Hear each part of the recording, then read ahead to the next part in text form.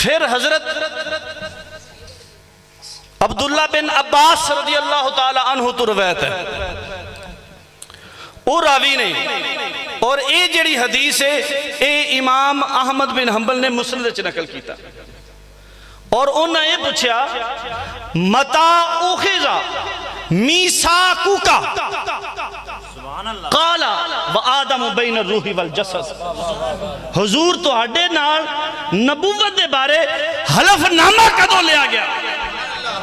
اب وزیر اعظم بن دے نے تو حلف چک دے نے بھی میں پوری تیری جو بھی ڈیوٹی لگی میں وہ کراں گا، تے حضور علیہ السلام نے حلف، اللہ نے حضور کو حلف لیا بھی جیڑی تانوں نبوت دیتی پوری ڈیوٹی تساں دینی۔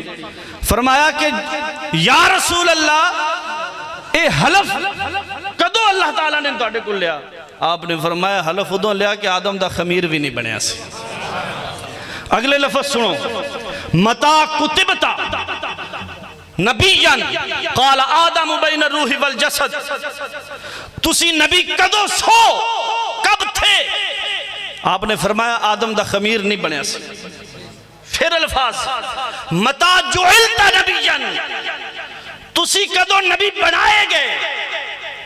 آپ نے فرمایا میں ادوں بھی نبی ساں کہ آدم دا خمیر نہیں بنیا سی۔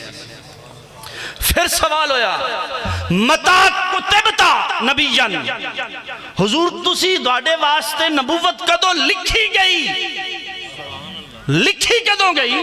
حضور نے فرمایا قال وآدم بین الروح والجسد، حضور نے فرمایا ادو تو آدم دا خمیر بھی نہیں بنیا سی۔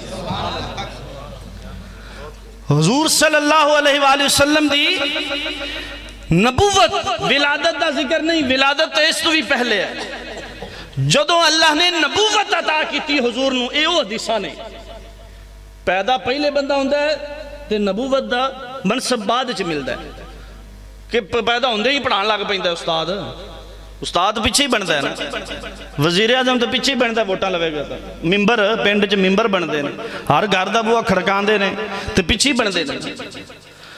پہلے پیدا ہوئے اے نبوت دی گل ہو رہی ہے، تے حالے تا آدم تے روح نوح علیہ السلام، آدم علیہ السلام، ابراہیم علیہ السلام، حالے تو کوئی پیدا ہی نہیں ہویا۔ حضور نے فرمایا انہاں سب دے پیدا ہون تو پہلے اللہ نے مینوں نبوت عطا فرما دیتی سی۔